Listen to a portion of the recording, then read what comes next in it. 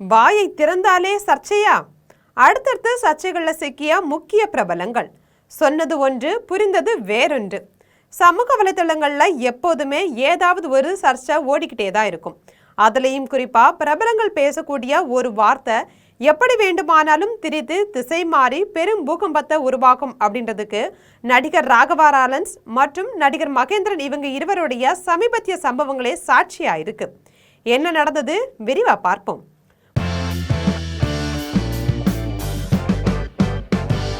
முதல்ல ராகவா லாரன்ஸ் அவங்க என்ன பேசினாங்கன்னு பார்க்கலாம். இவங்க ரீசெண்டா அரசியல் வருகை குறித்து அறிவிச்சிருந்தாங்க. இது குறித்து செய்தியாளர் சந்திப்புல தாவேக அரசு குறித்த கேள்விக்கு அவர் கூறிய உதாரணம் சமூக வலைதளங்கள்ல நாய்கள் அப்படின்னு அவர் மக்களை குறிப்பிட்டதா திரித்து பரப்பப்பட்டுச்சு. இதற்கு பதிலடி கொடுத்த லாரன்ஸ், என் ரசிகர்களும் மக்களும் என் தாய்க்கு சமம் அப்படின்னு சொல்லியிருந்தாங்க.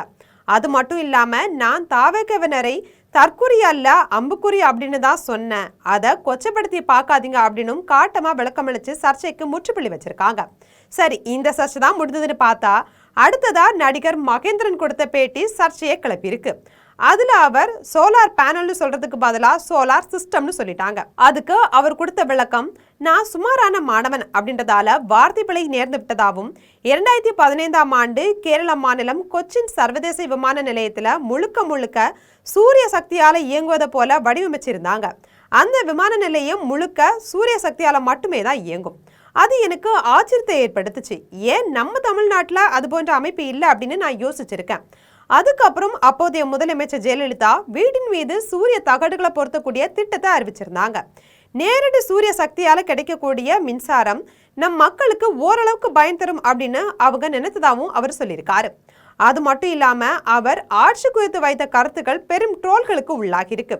மேலும் தன் மீது சுமத்தப்பட்ட திமிர் பிடித்தவர் அப்படின்ற பிம்பத்தை மறுத்த அவரு, ஒருவேளை நான் கூறிய கருத்துக்கள் மக்களை கஷ்டப்படுத்தி இருந்துச்சு அப்படின்னா வேணும்னா மன்னிப்பு கூட கேட்கிறேன், ஆனா மக்களை கஷ்டப்படுத்தி பார்க்கிறவன் நான் இல்லை அப்படின்னு மனம் திறந்து பேசியது பலருடைய கவனத்தையும் ஈர்த்திருக்கு. ஒரு சிறிய வார்த்தை தவறு கூட இன்று பல மணி நேரம் விவாதங்களா மாறி தனிப்பட்ட நபர் மீதான தாக்குதலா உருவெடுத்திருக்கு.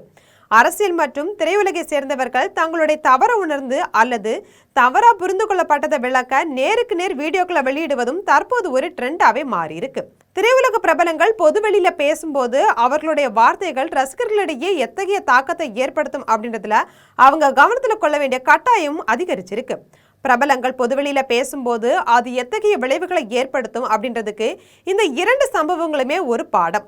சொல்ல வந்த கருத்தை விட மக்கள் அதை புரிந்து கொள்ளக்கூடிய விதம் தான் இன்னைக்கு மிகப்பெரிய விவாதமா மாறி இருக்கு. இதை பற்றி நீங்க என்ன நினைக்கிறீங்க? கமெண்ட்ல சொல்லுங்க. இது போன்ற நாட்டு நடப்புகளை உடனுக்குடன் தெரிந்து கொள்ள ஜம் தொலைக்காட்சியுடன் எப்போதும் இணைப்பில் இருங்கள்.